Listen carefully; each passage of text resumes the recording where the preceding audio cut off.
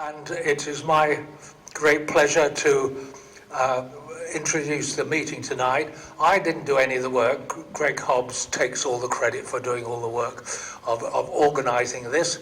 But I'm going to only introduce Tim Chester-Williams, and he's going to be accompanied by a number of other speakers in one way or another.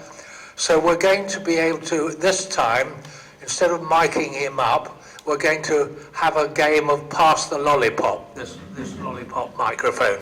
So I hope that is successful, and people will shout if they can't hear, if they are not holding the mic close enough to them, so if that's all right. So Tim Chester-Williams is the lead on employer engagement, and here, cited here, and that is, well, you can tell more about it, but it's basically options for students relative to employers on STEM. So with that, no more from me, handing over to Tim. Thank you. So thanks very much for the introduction. As you can see, I'm not Paul Rolfe, and he sends his apologies. He wasn't able to make it tonight, so I've been asked just to stand in and say a few words from our perspective, the Chichester College Group, and then we have a couple of speakers from the universities down in Brighton who are going to talk a little bit about the work they're doing and the sustainability piece that they're working on in various ways. So the IoT, it's a project that's been worked on for the last 8 years across the country. It landed in Sussex 3 or 4 years ago and has been supported by local organisations that are here on the walls on either side. The thinking behind it is to enable people locally to have different pathways that they can be developed locally in engineering and STEM subjects. So generally the programs are starting at level 4, which is sort of HNC, level 5 HND level, and going through on into level 6 and 7, which is where the universities take over.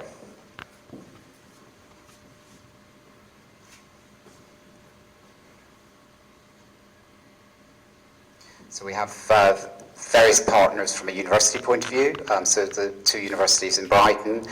Chichester University has recently joined the IoT in Sussex. And we also are supported by Nescott up in Epsom.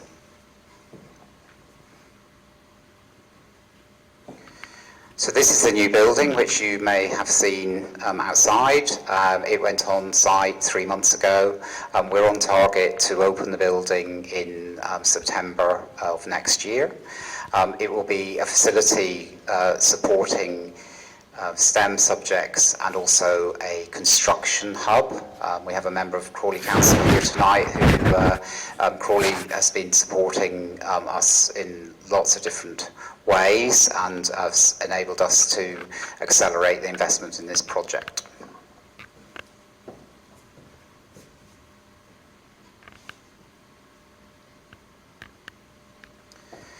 So in terms of putting together our proposal, when we went to the government and said we would like to open a STEM IoT centre in Sussex, we decided with our education partners and businesses that were supporting the proposal that we would focus on 3 key areas: digital, engineering and technical construction. So those 3 strands then break out into various pathways in which local people can train.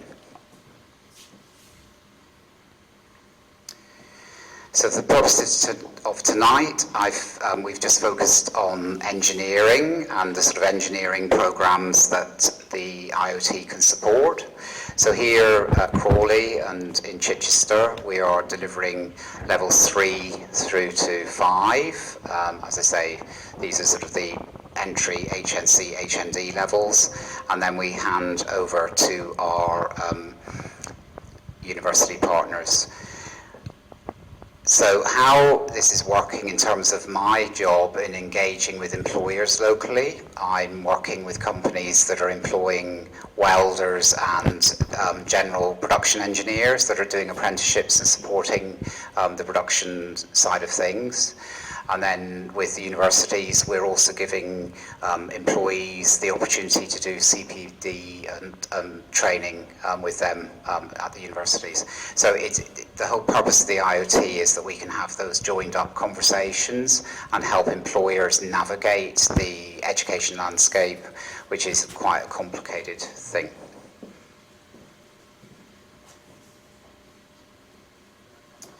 Right, I'm going to hand over to Peter from Sussex University, and he's going to say a few words about the work that they're doing and the world of electric vehicles. Thank you, Richard. So, thank you for inviting us. I'm coming from the Energy and Materials Engineering Research Centre at Sussex.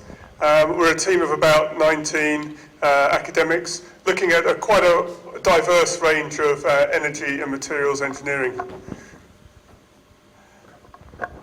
We sit within the engineering department, and currently there are 3 engineering groups within engineering: energy and materials, robotics, sensors and mechatronics, which has been growing recently, and we also have a centre for telecommunications, signal processing, looking at things like 6G and quite a lot of image processing as well. But today we just want to focus in on the energy and materials engineering research, so looking at sort of sustainability type topics. This is our building, which is a good example of how not to build a building. It's got lots of single glazed windows, and we're using it as a living lab to try and understand the thermodynamics of where heat goes in buildings such as this one, and then hopefully we'll be able to improve it and show the improvements as they come through. So the topics we cover within our research group are dynamics and control, where we're looking at modelling non-linear systems, applying control algorithms to keep them doing what they're supposed to be doing. We have thermofluids, which Mark is a key member of, where we develop gas turbines, both in terms of compressor technology, the internal airflows within the actual jet engines, and also some of the turbines are on the exit. We have a group looking at energy efficiency and networks, although energy and efficiency tends to cover most things because we want to make most things better, more efficient. But in that particular case, we're looking at things like heat pumps and looking at the specifics of some of the thermodynamic processes. So, for example, organic Rankine cycles. Then we have energy storage and vectors. So this encompasses energy stores such as batteries, and the vectors being how you transfer the energy, and that is generally sort of sustainable fuels or e-fuels or other ways of transferring energy. And then finally we have a few members looking at new materials. It's a fairly small group at the moment, but they're looking at nanomaterials and also small MEMS devices. So our high-level goals, as we said, are to basically improve efficiency, that sort of runs throughout, but also to reduce emissions and make sure that those solutions are sustainable. Our backgrounds come from aerospace, automotive, domestic applications, onto industrial heat, and also looking at working with our colleagues down the hill in Sussex in the quantum computing area. So there's some quite interesting challenges. Quantum computers tend to run quite cold, so they need to manage their thermal systems quite carefully. Okay, we've just got a couple of example projects to have a look at. So first of all, on the energy storage, we've got batteries. So this is a research project that's been running for the past year with the Faraday Institute, looking at how to improve the charging performance of electric vehicles. And what we're trying to do here is investigate some of the claims about if you pulse batteries, can you get more energy into the batteries, or if you pulse them, can you get them charged quicker? So it's a bit of a way of going around some of the limits within the charging environment to see if there's some corners that we can push a little to start to improve the speed of charge and the energy capacity. So we're working with a small medium enterprise, an SME, who's local to the Sussex site, called CDO2, and they produce this FlexBat, which is a flexible, it's not flexible, it's flexibly configurable bus bar system to allow you to connect all the cells in a flexible manner.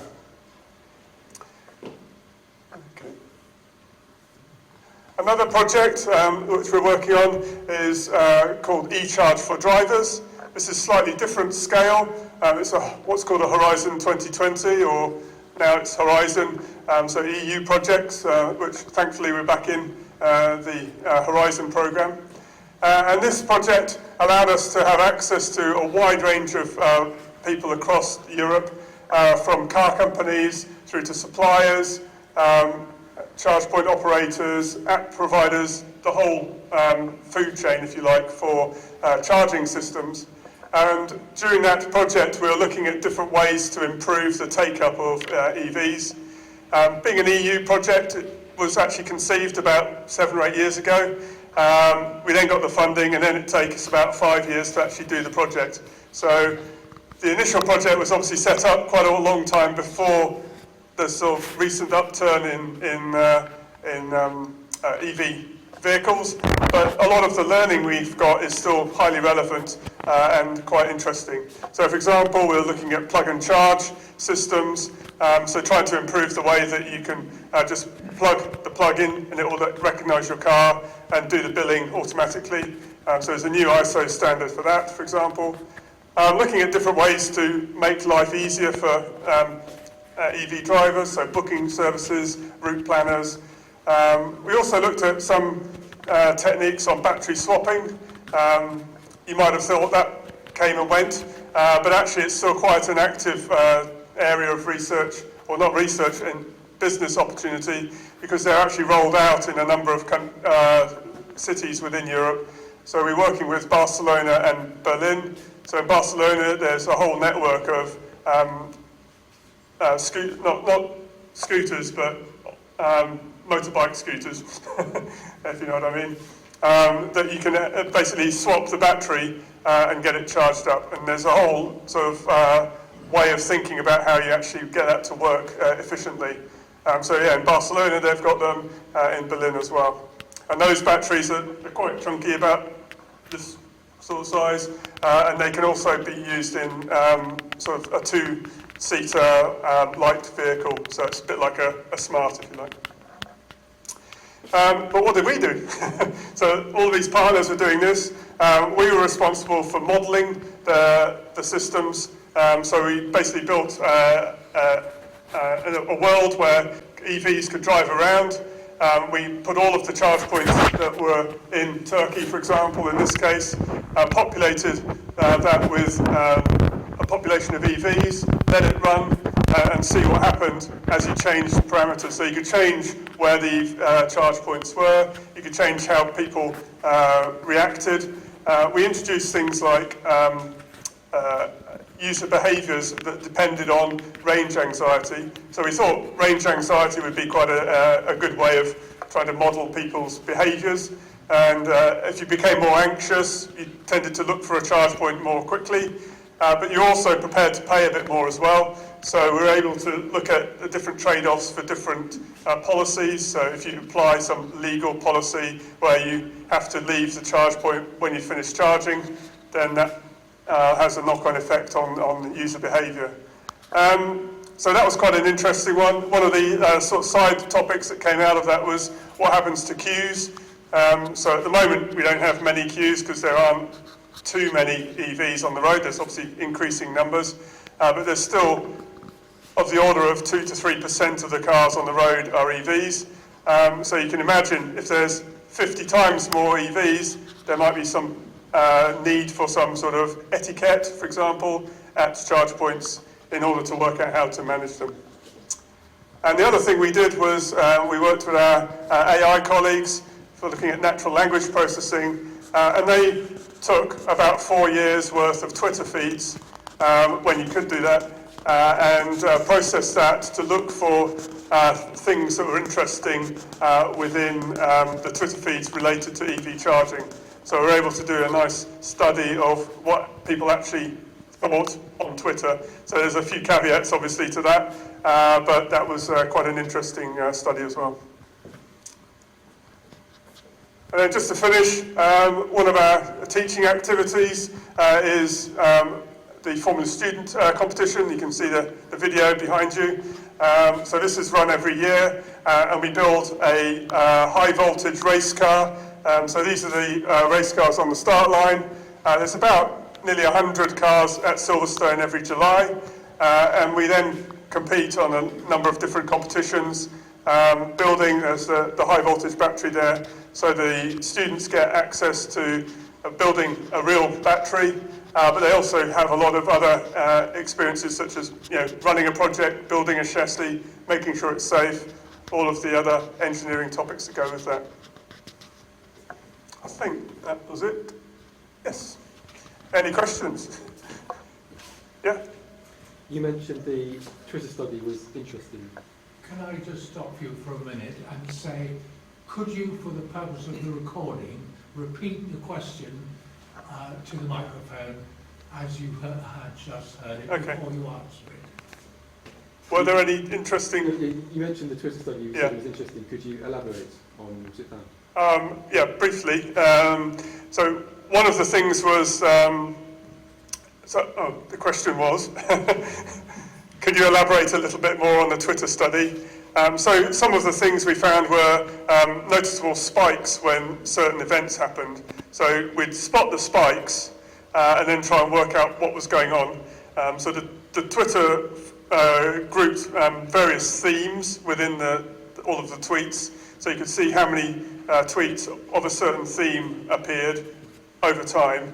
And you could also see whether they're positive or negative. So they've done some clever analysis of the actual language to use to work out whether it's positive or negative. And you could see that these spikes coincided with some events that you would expect, like Google allowing or including charge stations on their app. So that was a big plus. There was quite a lot of concern about how green some of the technologies were. Was it actually green to have an EV? Hydrogen was sort of not so favourable. And then there was lots of things you'd expect, like positive comments about new technology, apps being better. And one of the major negative ones was the fact that a lot of the issues of EV charging are around broken or blocked or charge points that don't work, basically. So it's quite a good message to give back to the car companies and the charge point operators to say, you can have all this great tech, but if it doesn't work, people aren't going to like it. So. Okay, thank you. Any more questions? Would it be better to hold questions to the end? Yes, Right. Okay, the next speaker, please. Please introduce yourself, and we've decided we'll keep questions to the end, if that's okay. So we'll go straight from one speaker to the next. Sure, thank you. Hi, I'm Imran Rafiq. I'm Dean for the School of Architecture, Technology and Engineering at the University of Brighton. I will be accompanied by Cliff, who will be talking about some of the projects around what we would call sustainable vehicle or sustainable transport system design in that way. So, but let me first introduce a little bit of what our school does and what sort of courses we cover, which may be of benefit. We always welcome colleagues from industry to engage within our curriculum. So if you are interested, please do contact me University towards the end. I'll be happy to start to see how we can engage together within these programs. So school is actually quite broad. We cover not just engineering, but also cover built environment, civil engineering, computer science, computing courses, and architecture and design. So the benefit of us being in that wide spectrum of programs or subjects together is that we actually learn from each other. We take opportunities to be able to pick pedagogies or elements of current trends in industry, pick from one area to move and transfer to the others. Example of these, I've kind of tried to show a little bit on that side. Engineering design is a program currently delivered under architecture and design, but does incorporate the engineering elements within that. So the creative part of design process is normally covered within that strand. We do have apprenticeships that we offer within built environment, civil engineering, construction programs, and are looking for expanding that into engineering. So again, mechanical, auto, aero engineering, if something you are interested in, we'll be happy to talk. We do offer progression pathways as part of the IoT, where we do provide top-up qualifications. Students could have done their level 4s, level 3s up in partner colleges, can then progress themselves into university to complete their education in up to level 6 and 7 easily through that strand.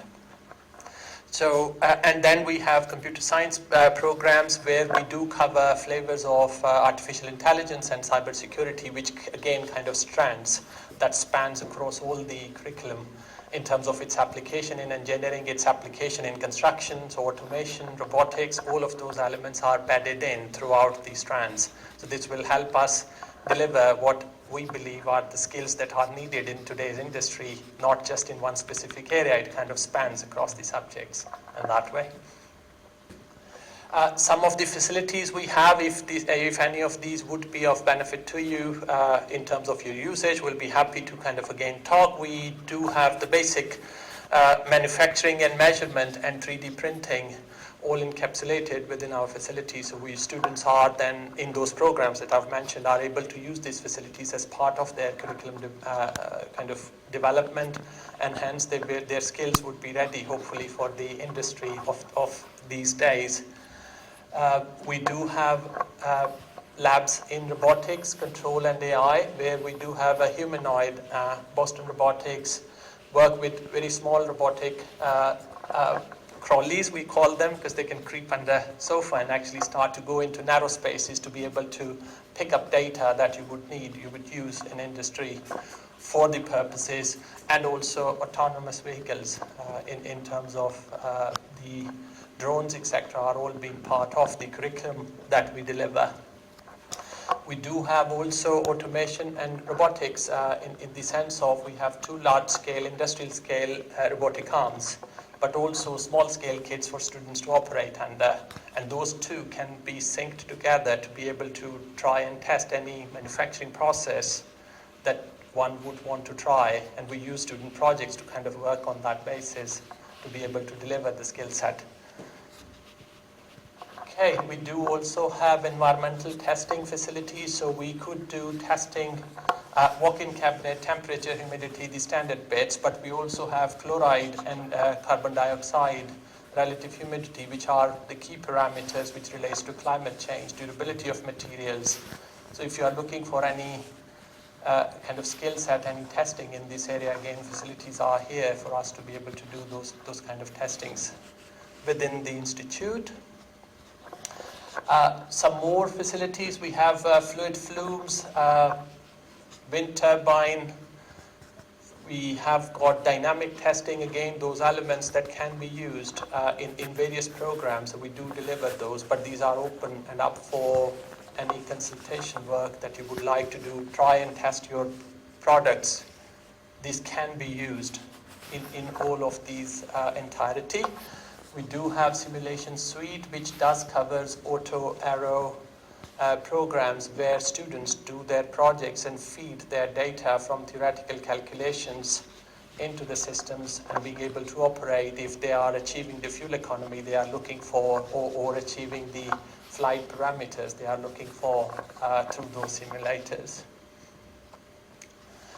And this is where I think my knowledge will start to diminish, and I'm sure Cliff will be more than happy to tell you a bit more. We have energy systems where we do have quite advanced testing facilities where we do engine testing, and this covers standard engines but also covers hydrogen testing, methane and ammonia. So we're looking for alternative fuels and mixes of those alternative fuels to try to get to net zero or as close as we can to that parameter using the standard engines. Those facilities would include all the analysis parameters, but I will leave this one for Cliff to explain to you in the next few slides. Thank you, Imran.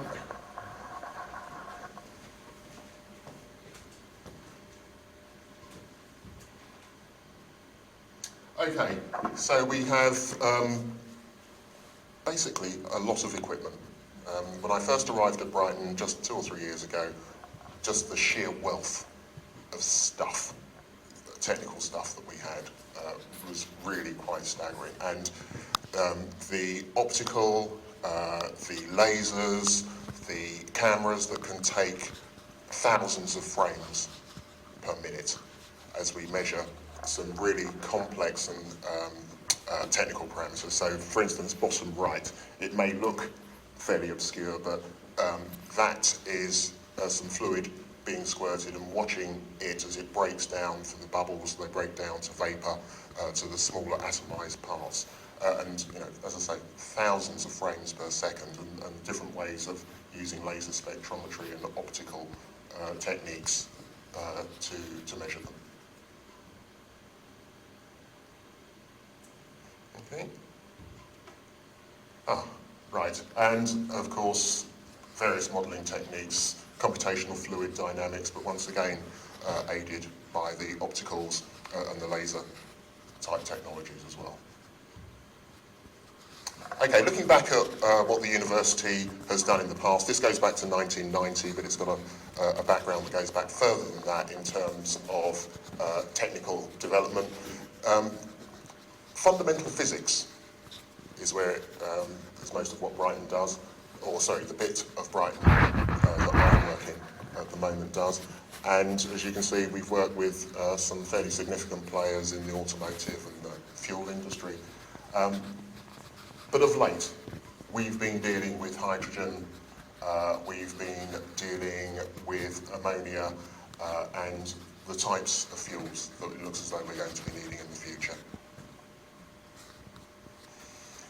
So the 3 main projects I'm going to talk about are MarinH3, the Maritime Hub and Titans, but as you can see there's a number of other projects that we've been doing in the past that are hydrogen and ammonia related. So most of the work that I'm involved with in terms of research at the moment is to do with the maritime sector, and so if we look at the most polluting ships in the world at the moment, over 5,000 tonnes, heavy loads, long displacement, you know, travelling for thousands of miles, and they are the most polluting, and they trawl the world, and the world has twigged onto this, and so correspondingly there are a number of targets that ratchet over up until 2050, when the expectation is there's virtually zero carbon.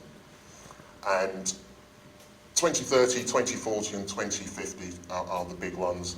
But it's interesting that in doing this, it looks as though the fuel is going to be a big deal. Now, much of the maritime industry has got the ability to decarbonise. Electrify everything is the main game at the moment. But with the size of vessels that we're talking about and the sort of duty cycle that they're on, they typically need an internal combustion engine. And it looks as though that will be there until at least 2050, which is a lot of the work that the university is doing at the moment, understanding how we're going to do this up to 2050 and reach these targets and benchmarks.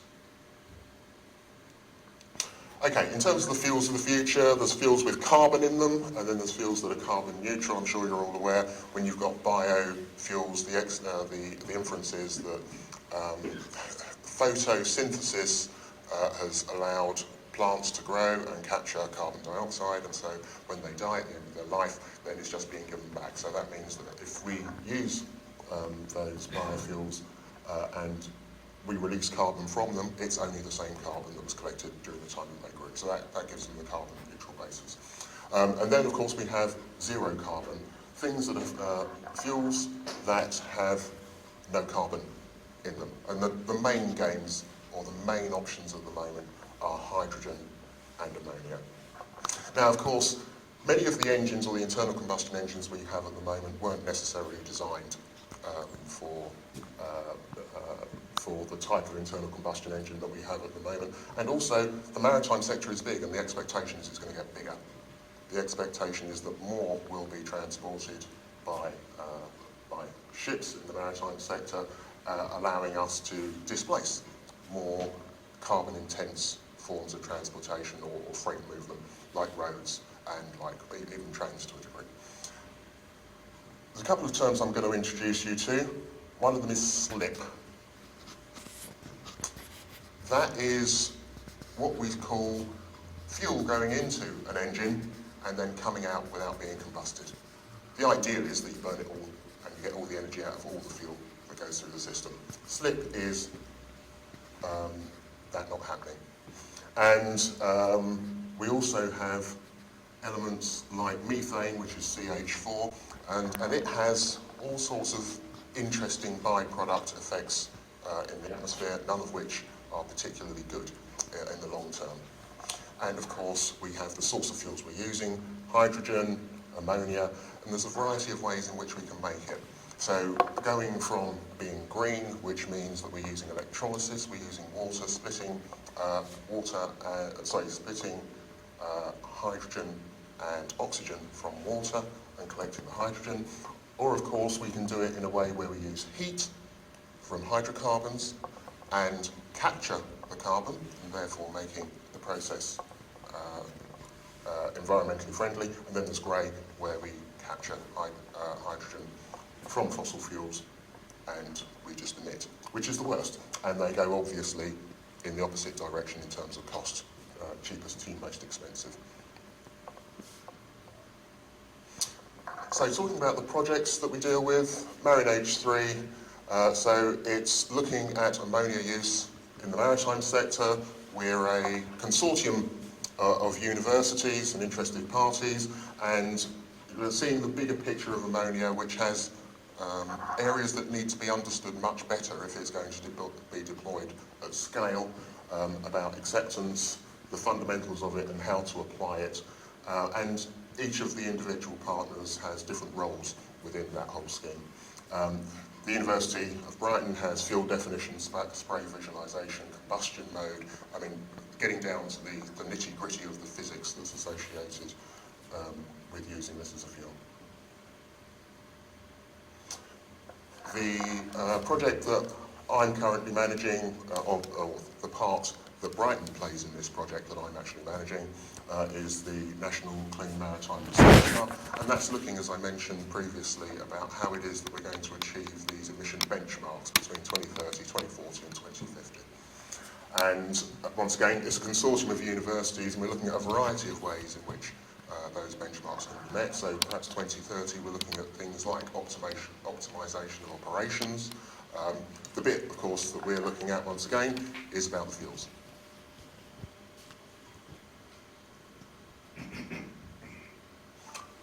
And we're also quite lucky that recently it's been confirmed that we've won a bid for Titan's test engine to accelerate net zero shipping and power generation, but that obviously didn't go with the acronym particularly well.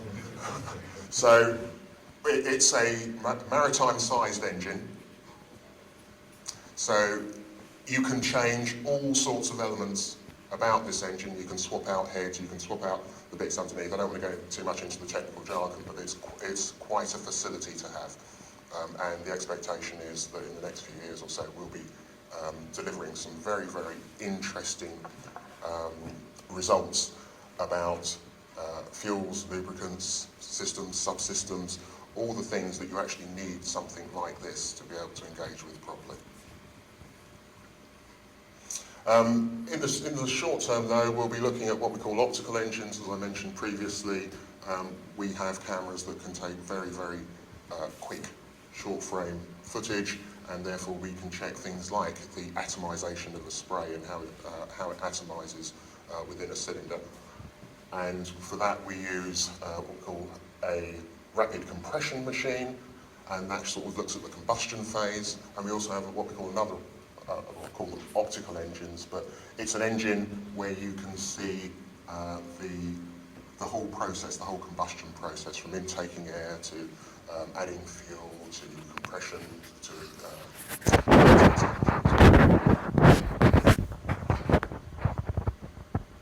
the bit we're going to be looking at is NOx and slip. So NOx, I'm sure you're all aware, if you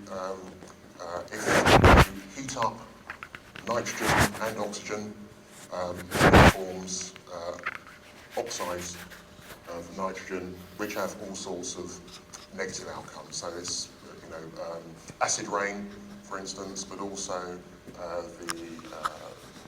the irritant to the inside of the throat and the lungs, and there's all sorts of very poor health outcomes that are associated with having NOx, and there are all sorts of benchmarks as regulations caught up with that as to try and bring it down, notch it down to different levels over the years. And of course we've got slip, which I mentioned previously, which is letting fuel that probably you've spent a lot of money on go through unburnt. And notwithstanding that, also with slip, if it's hydrogen, the science isn't that well understood, but we know that hydrogen has some very interesting interactions in the atmosphere. What it does with methane, what it does with other things that are in the atmosphere. Once again, science not particularly well understood, but clearly negative. It's not good if you let too much hydrogen go through. Okay, so there's different ways that we try and deal with it. I don't want to bog everyone down with science, but we here have, along the x-axis, what we call EGR, exhaust gas recirc. So having combusted something, we put some of the exhaust back in the combustion chamber, and that's varying percentages of that. And here we're talking about NOx, and we also have what we call lambda, which is how much air do we mix with the fuel. So at different levels of fuel to air ratio, what we're seeing is the more air you add with the fuel and the higher amounts of exhaust gas recirc, then you can get your NOx down to tens of parts per million, which is good.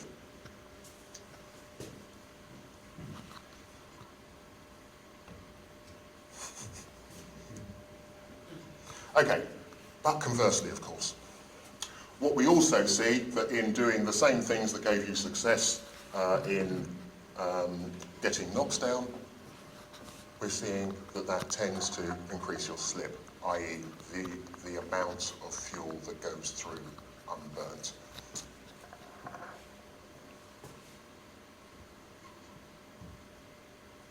Okay, so I'll finish off. I presume I'm the last one?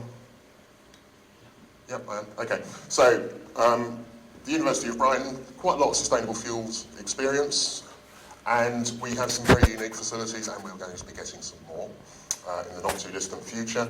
And we have work programs. I mean, certainly the NOx slip conundrum, as in what you do to minimise one seems to exasperate another. So it's an interesting piece of work that it looks as though needs to be better understood, and we think we're well placed to get on with it. Is this the end where everyone asks for any questions? Okay. So we'll try and organise some questions. Could the speakers, all of them, I'm sorry to be formal about this, come and stand somewhere where you can answer the questions. And then what we'll do, if you have a question addressed to a particular speaker, if you can point or call him by name, one way or another. Otherwise, a general question, let the speakers decide who answers it. So the first question comes from here. Me? Yes. So Whoever answers the question has to mention first what the question is. Okay, so ask away. Yes, yeah. This is obviously an interesting presentation. Thanks for that. But in the context of what Tim, which is on the IoT, what's the relevance and the support of what you presented to the IoT, and what does it mean for the IoT? Okay, so the question that's been posed is, considering that research has been presented, what's the significance or point of having mentioned it? I think to contextualise the university education system, especially at Brighton, that's what feeds into our teaching. So the ideal is that what we teach the students as we go through, or they go through their degree course, is what it is that we've learned through doing this. So hopefully, or what we found actually is a point of fact, that students come out at the cutting edge of their subject. Yes, but that's students coming out of your university. What I meant was, what does it mean for the IoT? Because IoT is downstream of you. Yeah, so I think what we're finding, you're working with IoTs across the country, and each part of the country is probably working as an IoT network slightly differently. We're at the early stages of forming those relationships with the universities and colleges in this part of the world. But what we are finding is that we're working with employers that are looking for students that are working traditionally trained in the FE space and the lower level, entry level qualifications.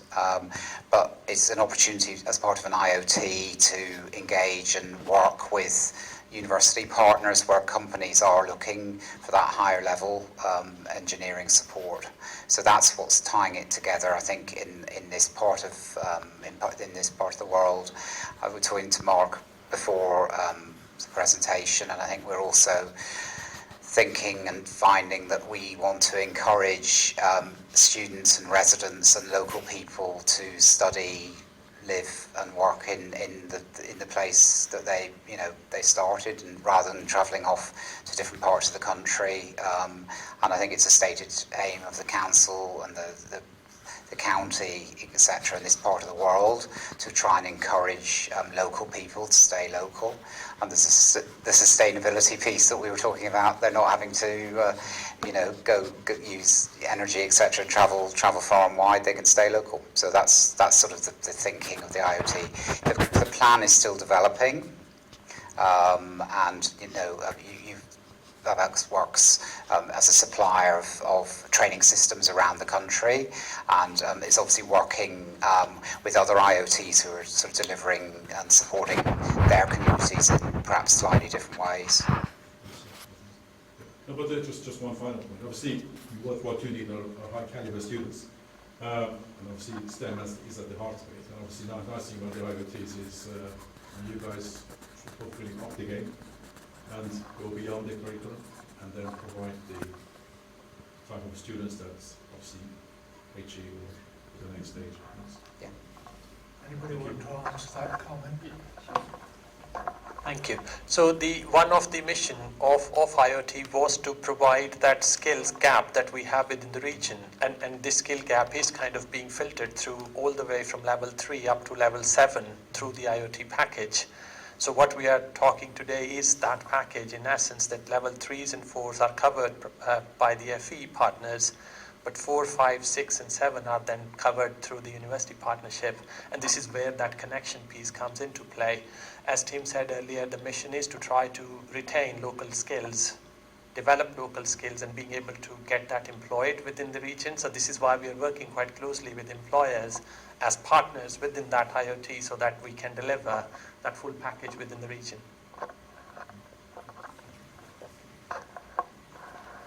Greg, I had a question for Cliff. Cliff, I'll pass this to you in a minute, but you described the 3 programmes you're working on, and you described the sort of high-level objective of decarbonising shipping by 2050.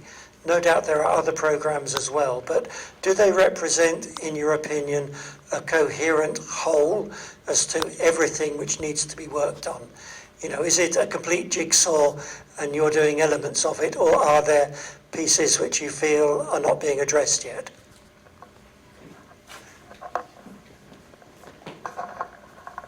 Do I need to repeat the question?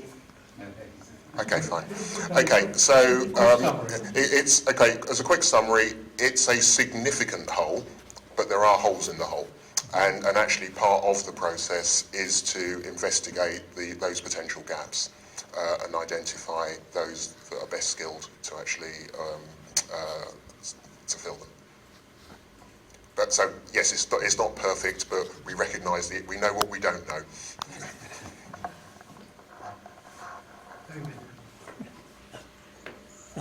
Can you direct it towards somebody?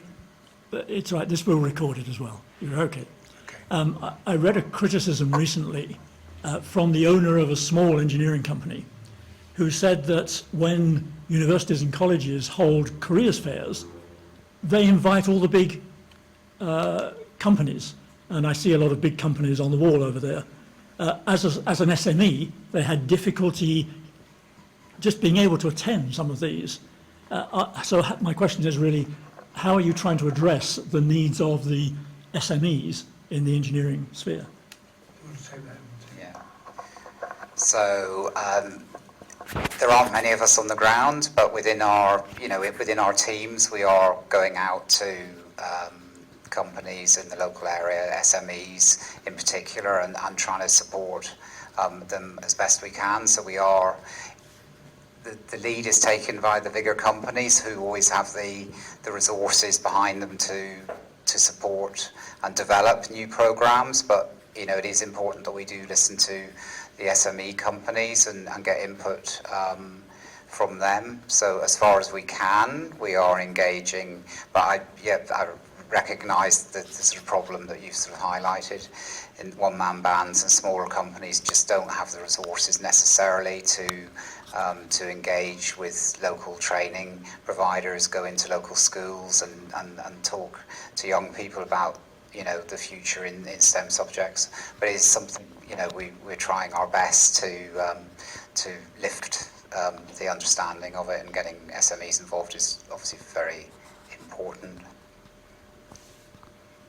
Probably worth mentioning about the funding.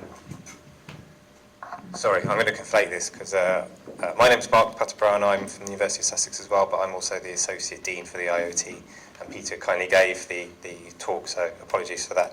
I think from all of us, we all have teams of people. We have our apprenticeship hub, and Brighton have got their own version of it, and Tim's team do as well.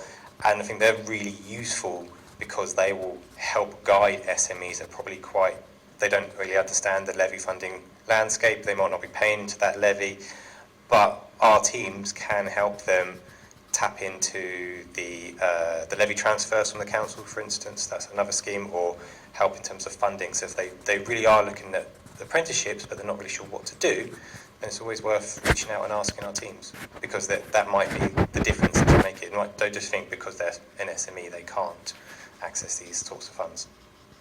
That's what I wanted to say. Totally agree, and I'd also like to just add, a lot of our research is done with SMEs, so it's building up the relationship with the SME, and then quite often what we find is our students then go on and work at the SMEs, and hopefully, as Mark said, they'll then start to participate in the apprenticeship schemes as well, to further strengthen the smaller businesses within Sussex and Surrey. And yes, just to flag that we do work quite closely with the SMEs within the university. So we do have initiatives like Hub we had in Brighton, which was community university partnership. We also have Green Growth, where we are talking to small companies to try to see their business model and how we can help them grow.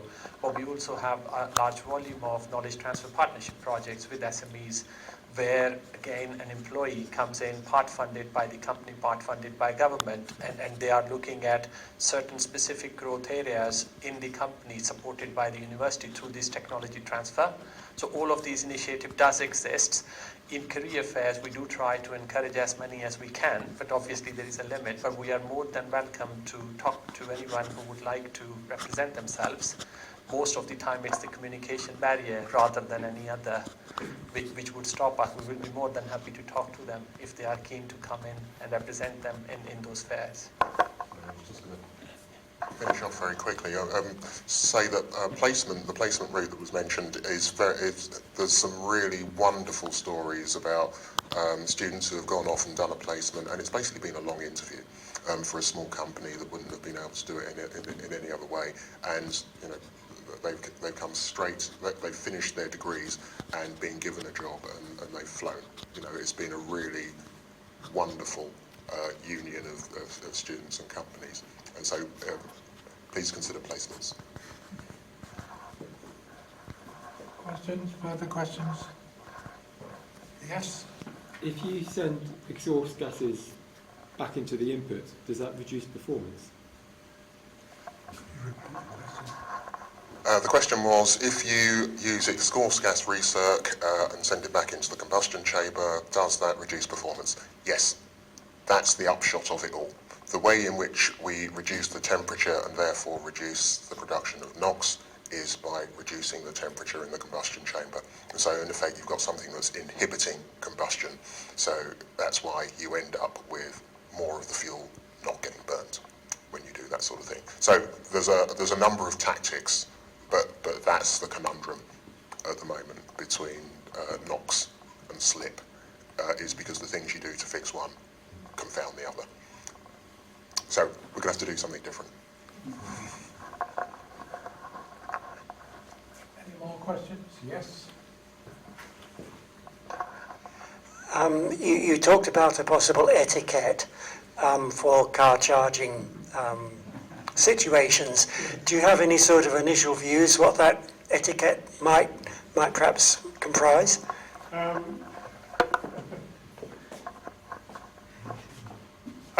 Throughout the project we looked at different ways of booking systems, but that really isn't that popular.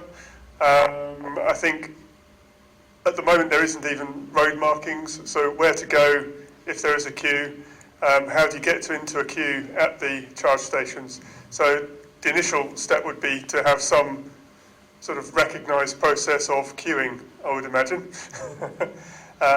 It may be some sort of ticketed system or whatever, but yeah, it's really hasn't been thought through at all. And I guess with people building all of these charging stations, it's something that we ought to be thinking about now before we've actually built the charge station and then end up with a queue with cars just blocking it. So at the moment in the UK, I think there's some pinch points around sort of bank holidays and certain charge stations, but it's fairly, it's not that common yet. It sounds like nobody's working on it that you're aware of. Not that I'm aware of, no. I could be wrong. At the back. You're going to... Tim, you left us a brochure of course guides, or a guide to courses. And I guess what I'm sort of missing in terms of this sort of whole piece of the pie called the Institute of Technology is there's courses in here that are clearly going to be held, level 3, level 4, that are clearly held here. But then you've got some courses in here that are level 6 and maybe even 7, which are based down in Brighton at Sussex or at Brighton. So why have you got their courses in here? I understand that you could be a stepping stone to those, but is this an exhaustive list of 6 and 7 STEM type degree courses in the brochure? I'm just sort of missing that piece of the story of the Institute of Technology. I guess I rambled on a bit there, but that's the bit I'm missing to understand, I think. Well, I think Sorry. the picture on that, I think, is evolving. We've got colleagues in IoTs around the country that are slightly ahead of the curve on that piece and how we're going to work together to solve the skills issues in this neck of the woods.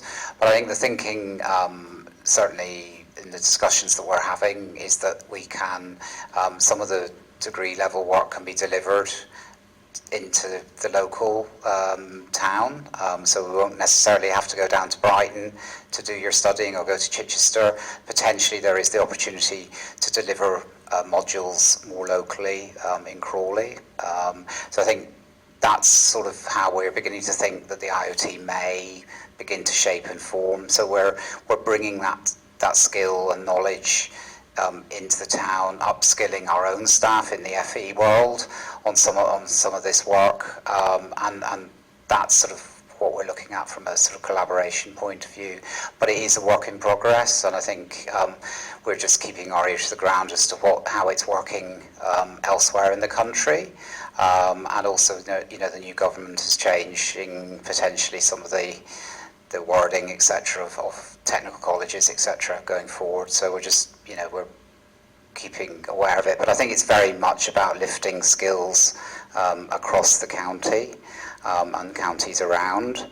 And the brochure is just a way of communicating the sorts of skills that we can develop in this part of the world.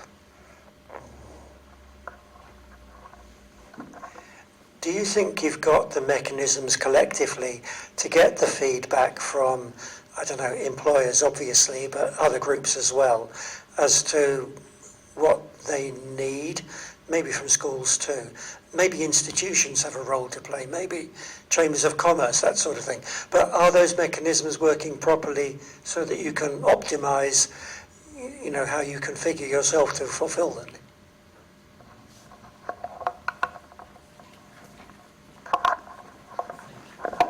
Thank you. That's a great question. We do look at, whenever we are developing a program, we do look at engagement with industry as part of the process of development of the program. So we do have the industrial partners as part of IoT, but we also have local industrial groups within the university we call industrial advisory boards. So whenever we are looking for, we want to do a delivery in a program X, we are not just generating it from air, we would be talking to a lot of industrial partners to see where the gaps are, where the needs are. So that's part of the conversation right at the very beginning, which starts to drive the development of the curriculum. We also look for local improvement plans, local skill improvement plans. So there is some reports that we can get from Chamber of Commerce, from Sussex as well, which would tell us where the needs are, where the gaps are. So the informed decisions are then made in relation to what new programs we want to add on into the portfolio. And does the same apply for you? Yeah.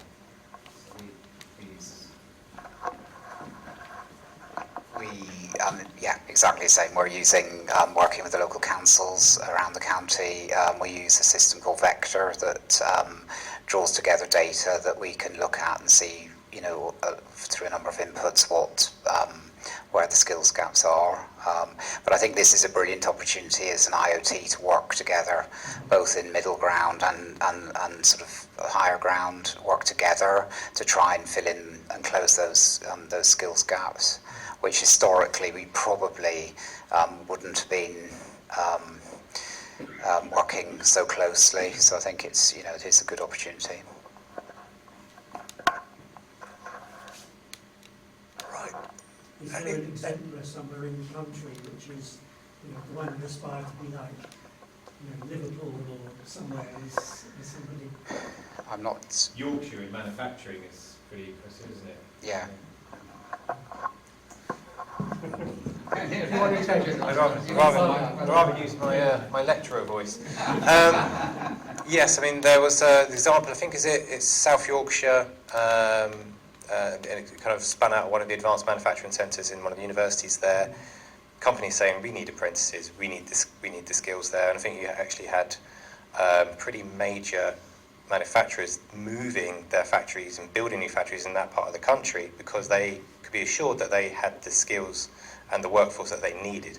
And that's when you can see that an IoT is driving real regional impact, because you have got jobs coming into the region because they can get into those skills. I think that's the exemplar.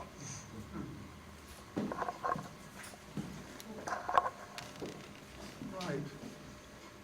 Okay, I think that's about it. It's now rests on me to thank everybody. But before I say that, one or two a personal thing. To me, it's been a great pleasure to hear this talk this evening, because I did spend a bit of time at the University of Surrey, and I used to, before a class, I used to say, well, what are you here for? Are you here to get a really good piece of paper? Are you here to get an adequate piece of paper with almost zero work? Or do you want to actually learn something? Now, tonight, I think we've gone further than just learning something. We've heard about a really fine initiative, which is about not just learning something intellectual or abstract or from a book, but actually learning how to do something, all about skills. And I think it's marvellous that all these various sides of the multiple-sided coin are shown in this way, and I think we ought to thank this collaboration, integration, whatever we want to call it, the whole team here for really getting across that message very well indeed. So let's show our appreciation to everybody.